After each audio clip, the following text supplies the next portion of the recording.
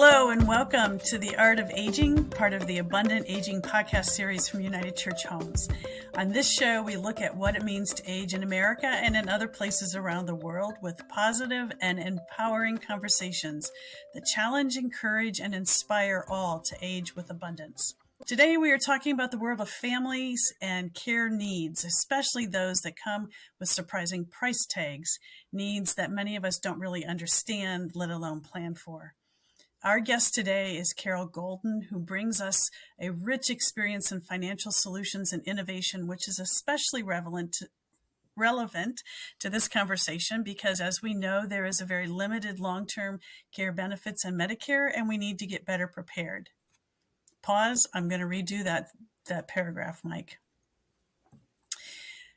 Our guest today is Carroll Golden, who brings to us a rich experience in financial solutions and innovation, which is especially relevant to this conversation because, as we know, there is very limited long-term care benefits in Medicare, and we need to get better prepared.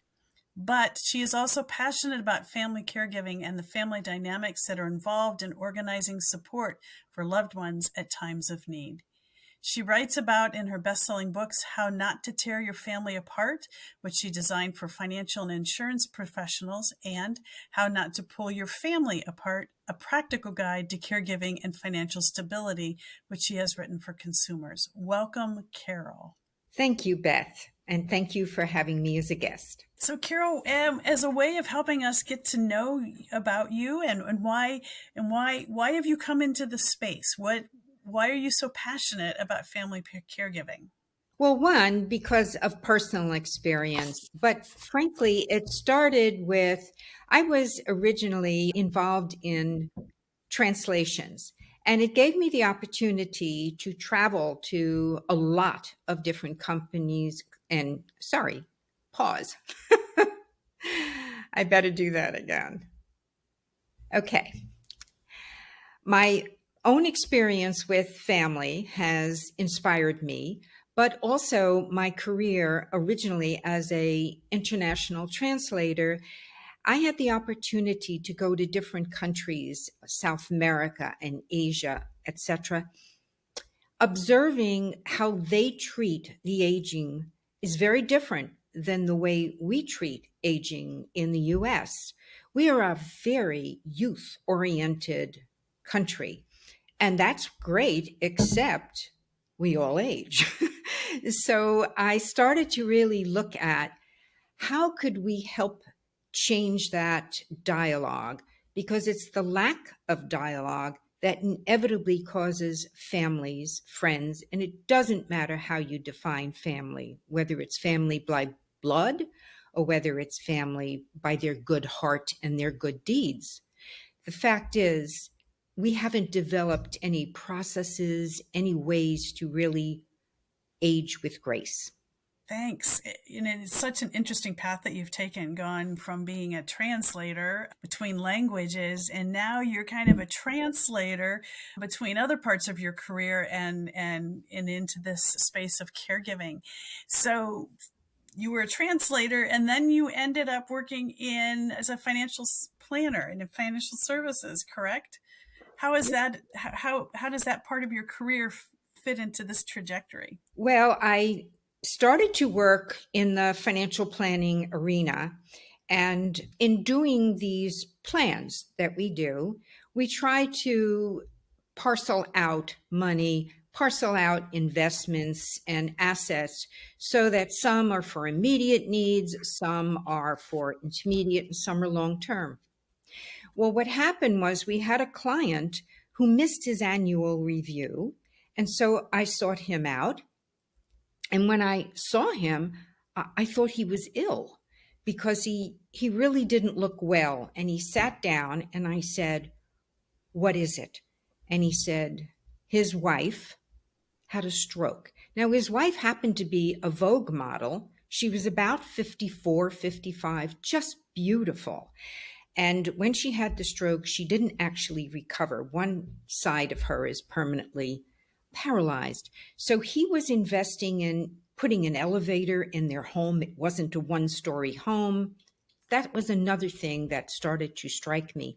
So many of our homes are not really designed for aging, and that was their case. Long story short, Beth, the entire plan blew up because long-term care expenses really start to kick in, and especially if they, last year after year, it becomes more and more difficult to manage the finance. Seeing the finance made me observe that it creates tension. It creates, for caregivers, many of them have a shortened life period because there's physical, psychological, financial, and family issues and challenges that wear on both the care recipient and the caregiver. So I started to really, really want to help. I have seen that myself in as I served in local churches where the healthy partner who was the primary care supporter in the midst of their journey ends up themselves very ill, and they end up passing away sometimes before the person who had the chronic diagnosis. So yeah, absolutely, that stress is very real and has very, very definite and long lasting effects. So how did you get then from being a financial planner then to writing your first book, which was really for other people who were in the same business, right? Well, what I observed when I started to think about why I had not prepared clients for the longevity that is a blessing for us, but that we don't think too much about. And then I started talking with other financial planners, and they also said, well, one, families don't want to discuss this because as Americans, we don't like to talk about aging. That I believed. And then two, many times they were very honest, not only the financial advisors, but community people. It's a question of not only starting the conversation, which is difficult because you don't go to your mother or father and say, so when you can't manage things, well, that's not going to lead to a very constructive conversation. So I thought, well, the issue here is that not only don't we know how to start it, but we don't really know how to continue it to some positive end. So COVID locked us all down, and I had a lot of time to think about this. So I started to put together all the experiences that others had shared with me and realized what we really need is some sort of a process, a formula, some way to approach it so that we don't have to stumble around and focus only on the fact that this person is getting older, because no one wants to focus particularly on what happens as we get older and older. Yeah, absolutely. I think I've heard it referred to as present bias. We are biased to think that however we are in the present moment is how we're going to be in the future. And we, none of us have crystal balls, and we don't like to think about, the possibilities that are down the road. And I think it involves both an inability and a lack of desire to talk about our own aging or the aging of those we love, as well as the end, which is death. But I think that perhaps in this culture, maybe it'd be interesting to have your perspectives on this. To some degree, we are a little bit more accustomed to talking about death than we are about the process getting from here to there. I No, totally agree with you. yeah, yeah. We know that we need to talk about wills and those kinds of things, but yeah, absolutely. So you wrote this book for professionals, helping to give a process, but you put that out in the world and you realize there needed to be more. Actually, it was the financial advisors, because the first book has 92 or 93 footnotes, references, because it seemed to me that if you were a professional and you were reading the book and you wanted to know more about, say, how an HSA might help with paying for care or premiums or whatever the need is, how do I advise a client about that? In other words, it's very technical and it wouldn't be something that you would send to a client. And then a few of them came back and said to me, you know, what would be really helpful is if I sent them a book and said, I'm handling your retirement, I'm handling your investments, or I'm handling your wills. What I would like you to do is take a look at this book and see if you're in here. Do you face any of the challenges that these people faced in this story? Now, I did, Beth, make it a positive thing. Mm-hmm. It's multi-generational because I'm sure that you and I both agree caring doesn't happen in a vacuum. When someone needs care, it affects your friends, your family, your community, your faith. Everything becomes involved. So I made this multi-generational. They face getting through a process which opens the dialogue, but importantly, continues the dialogue. And so I wrote a second one that is simply a story that some of my publishers said to me, I need to send this to my sister because it's all falling on me, which is not uncommon either. So that's why I wrote the second one. Okay, so we've been talking in vague terms, and but you have a shorthand way to help explain what is this process? How do you think about individuals thinking about these hard conversations and the planning that needs to happen? Again, pulling from my own experience, I decided that there were 3 steps that I could create. And I don't care whether people start with any one of them, but the first step I thought is just gathering information. How do you help somebody if you really don't know what their situation is? So the care guide is not just about health, but it's about passwords. You know, where do you find the passwords if someone says, please go home and do something, and then they can't remember themselves the password? It involves what you mentioned, Beth.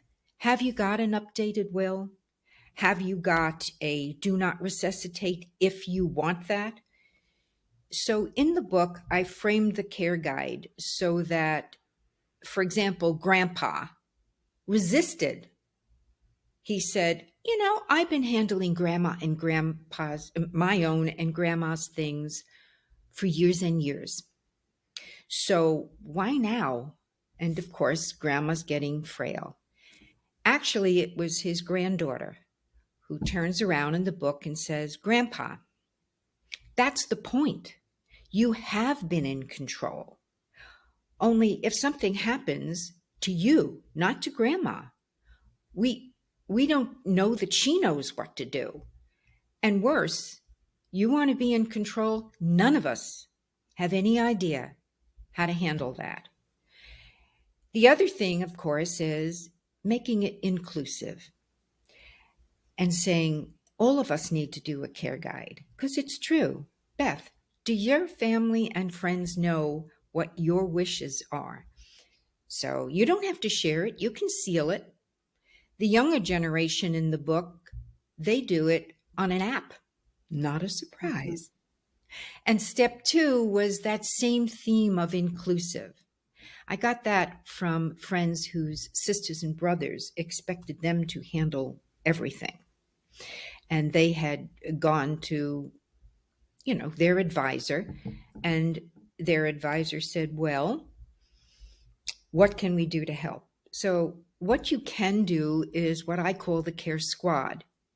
Some people don't live close by. They feel very excluded. Instead, you each assign yourselves what works with your personal situation, with your location. All of the medical things come electronically. So the person who isn't living close by, well, they can handle that. Maybe someone who is very garrulous, maybe we do a phone chain so that they do call their community or their healer or their guidance. And those people are included. And when we talked before, Beth, you made a very good point. Many times, the hospital or the doctors, they're not able to really call too many people because of HIPAA, and rightfully so. But the family starts to get very nervous and upset when they don't know what's happening. So the call chain is a very good way for the care squad not to get overwhelmed with the lack of communication. The third step was called the care planning team. And in the book, everyone is assigned something that would relate to their generation. The son has a couple of children, and his mother is now caregiving for his grandma. And he goes, well, I can't really afford too much. So we give him term insurance with an endorsement. The parents who have seen how relieved they are not to be, if you will, blind caregiving, they now turn around and say, we better look into things for ourselves.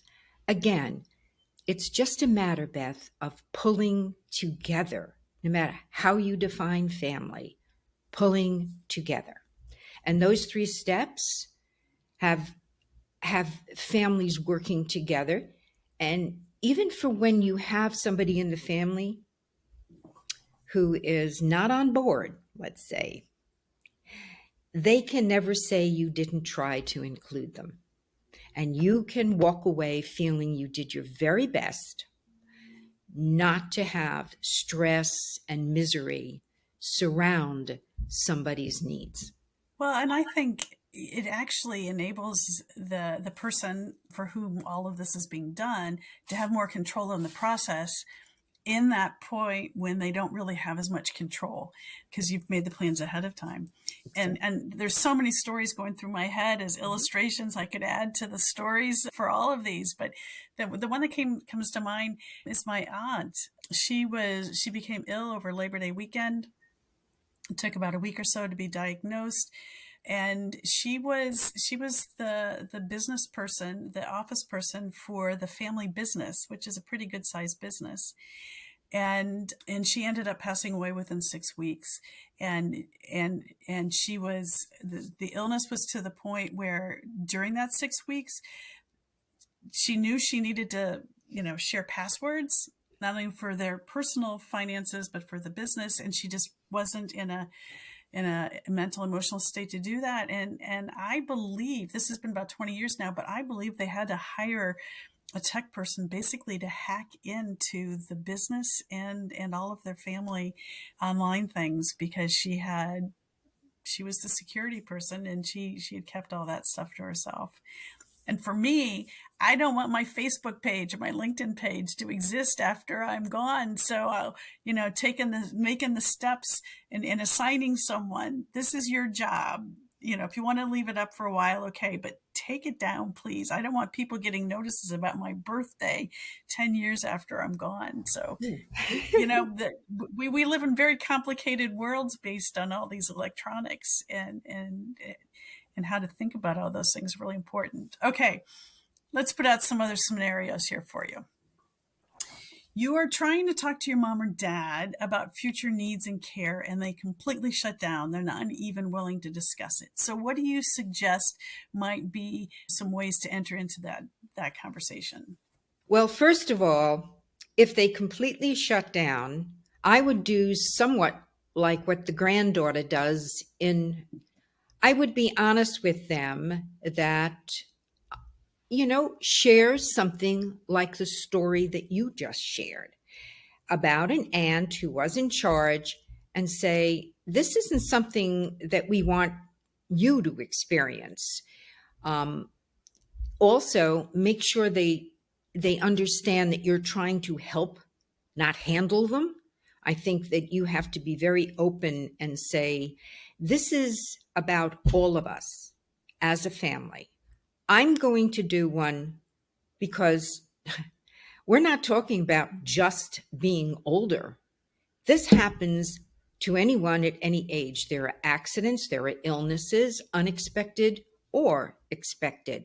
So I think in order to not be stonewalled, you really have to sit down and say, would you like us to do me first? So that you can know that if something happens to me, it it sometimes is necessary to show them that you created a care squad and that they have a role in it. And then you might say, hey, why don't we reverse it? Is this the same care squad that you would want? So now you're dialoguing without pointing fingers, without saying you're a problem or you have to be handled. So I think when you get to the care planning team, maybe you start with the conversation about, I want to know that the legacy that I want to leave won't be impacted if I need long term care. Now, you haven't said anything to them about their legacy or the finances or the impact of you. So sometimes it's better not to go directly to the steps with them. Do it Mhm. yourself because, frankly, we all need to do that kind of planning. Yeah, absolutely. And back to my illustration, my aunt was 56. Oh, She was, in today's world, that's really pretty young. pretty young. So let's do another scenario here. We need support. We need to support mom and dad, and I have a sibling that is not engaging, does not want to help. What do I do? At that point, I think you turn around and you say to the sibling, one, like my publisher, send them the book and say, what about you? You're not engaging with mom and dad, and I am, and I'm planning. So, of course, if something happens to you, you haven't engaged with any of us. I hope you have some sort of a plan because we won't be able to be there for you because you've shut us out. That would be one thing. Not really guilting them into it, but making them think about it in a different way. The other thing is what happened with my husband, his brother, and he did not agree on the care and the expenses that were being spent for their mother. Ultimately, he and my husband stopped speaking. They still do not speak. Sometimes you just have to accept that they're not going to cooperate and look to your extended family. Look to others that are caring, whether it's your community, your church, your synagogue, whatever faith-based organization you belong to. If they're not going to, sometimes we just have to accept that and say, okay, I still need to do this with others. And if they won't, and you've tried, they can never come back and say, you excluded me.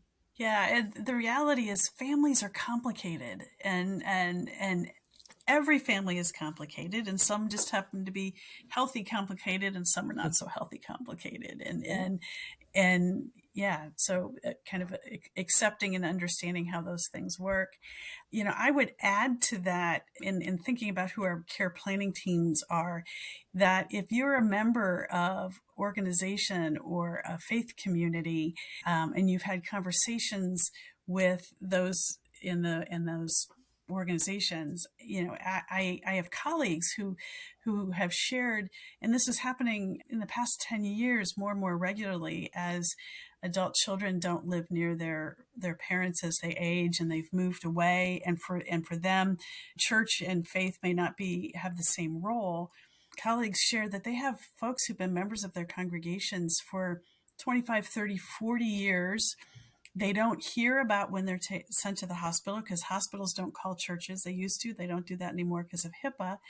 And the member of the congregation passes away, and they're never notified because it didn't make any difference to the family. And yet the pastor said, I've got a file drawer. I've kept notes with conversations with these folks, but what they want to have happen, at the service, the celebration of their life. And just because it's not important to the next generation doesn't mean it wasn't important to mom or dad who passed away. And even if the adult child does not want to be there for that service, there are those people in those other organizations in the neighborhood and their congregations who have known them for 25, 30, 40 years, who are grieving. And that service is really important to be able to help them in that process. And it becomes a quandary then. Does the church go ahead and have a memorial service, even if the family isn't present, but the church knows that it was important to the person who passed away? So all of which is to say, what are the roles of those folks, like you said, who are not related, but who are part of the ecosystem related to their physical health, their spiritual health, their social networks, who need to be a part of that care squad, and to be involved not only in the caring process while that person is living, but what happens afterwards. Well, I think the opportunity there is to actually use the care guide, because there's documentation in the care guide, and they can obviously demand that this is their wish and so on and so forth. So that could be included in the care guide. Two, for the care squad, if their family is told and given, it's just a simple chart, really simple chart. So you make a copy of the chart and you mail it to members of the family. Now they at least know that your wish is to. You also mail it to the family by their good caring. You've known them for 20. You give them a copy so that they know that you have authorized the family to contact them and that this is the expectation. There's nothing wrong with that. It's a living document that just expresses that these are people, care squad, they're part of your squad. And then whoever you choose to be part of your care planning team, one of them can be. In the book, the caregiver, the main character, she and her husband have been friends with his childhood buddy for forever, since grade school. He's part of that care planning team. He's also part of the care squad. So the other family members know this is someone who's showing up on Zoom when we do the planning. Even if it's only one family member that you're Zooming with, you can have somebody from your faith-based or from just your community in general be part of this. It puts it out there. And basically, Beth, what we're talking about is creating lines of communication. And that's what all of the book is about. It's about caring, but more than that. The fact is, we need to not only start the conversation, but we need to continue the conversation so that our aging becomes something that we accept as a process, but there's no guilt, there's no blame, there's no finger pointing. Why? Because we're planning it instead of reacting to a crisis situation. Exactly. And it's better to have a plan that you have to change than to have no plan and start from scratch in the midst of an emergency. Yeah. So what is emerging in the world of insurance and financial solutions for long-term care that you are particularly excited about? I would say that more and more people, fortunately, are asking me to talk about this. As I said, opening lines of communication. I think the states are playing a certain role. In the state of Washington, they have created a publicly funded program. And it doesn't matter whether you're in favor of it or not in favor of it. The fact is, even the state is trying to say to their constituents, Medicare and Medicaid will not take care of what can be a very expensive ordeal, for the lack of any other word. A plan takes the ordeal out of it. You know what's coming, you adjust the plan accordingly. So the fact that there are 15 states in some level of either studying, forming task force, looking at tax incentives, the states are starting to look at these things, which I think helps communities and individuals to say, oh, is this something I really need to know about? Something I am misinformed about? So carriers, insurance carriers, are creating new types of products for the more modern way that we approach the aging process, because we're all living longer. That's the good news, but not necessarily healthier forever. So they're starting to look at life stage products. They're starting to look at, well, the combination and the hybrid products are very popular. So the states which are communicating more with their constituents about not having government programs available, insurance carriers that are trying to respond with new products, and you and I and other people who are trying to say, it's not a terrible topic. There's a way to go through some of these steps, and you'll personalize the steps. And as we said, no matter how you define family, get your family, get yourself so that you have a plan. Well, thank you, Carol. This has just been great conversation. And I think we had shared with you ahead of time that as we come to the end of our podcast, there are 3 questions that we like to ask each of our guests. So, are you ready? Can I start asking the questions? Sure. Okay. Question number 1. When you think about how you've aged, what do you think has changed about you or grown with you that you really like about yourself? I think what I am pleased about is that I am no longer struggling with aging. I have kind of accepted the youth orientation, and I am now saying, you're only as young as you feel. So try to look at mental, physical, and psychological ways that you can remain healthy. And I think that I am really engaged in doing that. Great, great. Okay, question number 2. What has surprised you most about yourself as you've aged? I think what surprised me most is how much energy I have. The stereotype of growing older is that, you want to retire, you want to slow down, and so on and so forth. Somehow, the older I get, the happier I get that I have time still to engage and to do and to try to add something back to my industry, which has provided me a wonderful existence, and to spend the time with people I love, but not look at it as if it's the only thing I should be doing.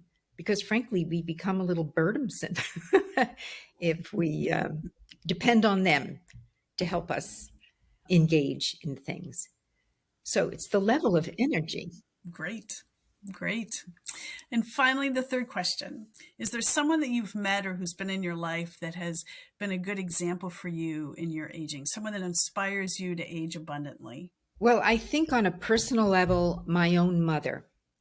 My mother was a person who engaged in life and was struck, what I think is fairly young, in her mid 70s, with pancreatic cancer.